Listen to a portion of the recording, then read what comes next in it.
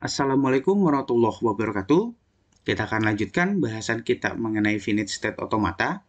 Kalau sebelumnya saya sudah menjelaskan mengenai DFA. Nah, kita akan lanjutkan untuk FSA tanpa output yang kedua, itu adalah yang kita sebut sebagai NFA atau non-deterministic finite automata. Kalau kemarin pada DFA kita akan menerima masukan atau input dan dia akan punya tepat satu busur keluar. Nah, kalau pada NFA atau non-deterministic finite automata, dia akan menerima masukan input dengan dapat memiliki lebih dari satu busur keluar atau bahkan tidak memiliki busur keluar. Nah, di sini NFA juga sama, bisa juga kita sebut sebagai NFSM atau non-deterministic finite state machine, atau yang kedua itu adalah NFSA atau non-deterministic finite state automaton, di mana dia diperkenalkan oleh Michael O'Rabin dan Dana Scott pada tahun 59. Oke, di sini untuk contohnya, misal kita lihat, oke, kalau kemarin pada DFA, kita akan punya sebuah fungsi transisi. Nah, di sini untuk tujuannya, saat kita memberikan sebuah input, tujuannya itu tepat satu. Nah, kalau pada NFA, ini bisa lebih dari satu. Oke, di sini tujuannya ada dua, di sini tujuannya satu, di sini tidak ada tujuan. Dia himpunan kosong. Nah, ini kita sebut sebagai NFA.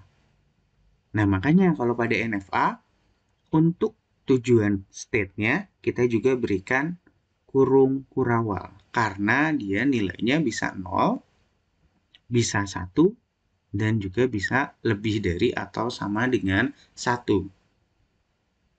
Oke, jadi udah kelihatan ya bedanya. Nah, kalau untuk membentuk diagram state-nya, sama seperti di DFA kemarin. Oke, misal kita punya di sini, berarti kita punya state awalnya adalah Q0. Oke, ini adalah state awal. Dari Q0, kita akan berikan A. Nah, tapi saat kita berikan inputan A, kita akan pergi ke Q1, atau kita akan pergi ke Q3. Jadi saat kita berikan A, dia akan pergi ke Q1, dan dia juga bisa pergi ke Q3. Lanjut, dari Q1, saat kita berikan A, dia bisa pergi ke Q2. Dan ingat, Q2-nya adalah state akhir. Nah, dari Q2, kita berikan inputan A, dia nggak kemana-mana. Tidak looping, dan juga dia tidak pergi ke state tertentu. Begitu juga untuk di Q3.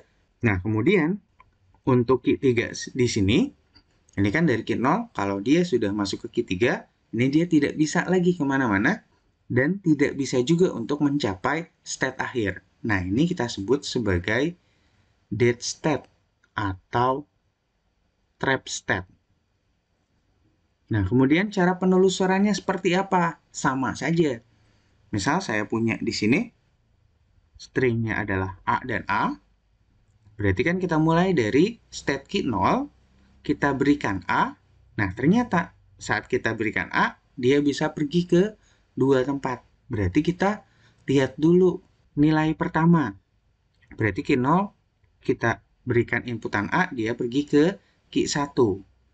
Dari Q1, kita berikan lagi inputan A, dia akan pergi ke Q2. Nah, berarti jika kondisinya seperti ini, kita akan menerima. Nah, tapi kalau untuk yang kedua, Q0, kita berikan inputan A, dia akan pergi ke Q3.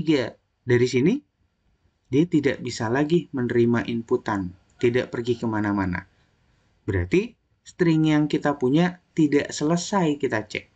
Nah, berarti karena dia tidak selesai untuk string inputannya kita cek, berarti dia secara otomatis akan kita tolak. Oke, mungkin ini saja untuk bahasan mengenai NFA atau non-deterministic finite automata. Oke, terima kasih. Semoga bermanfaat.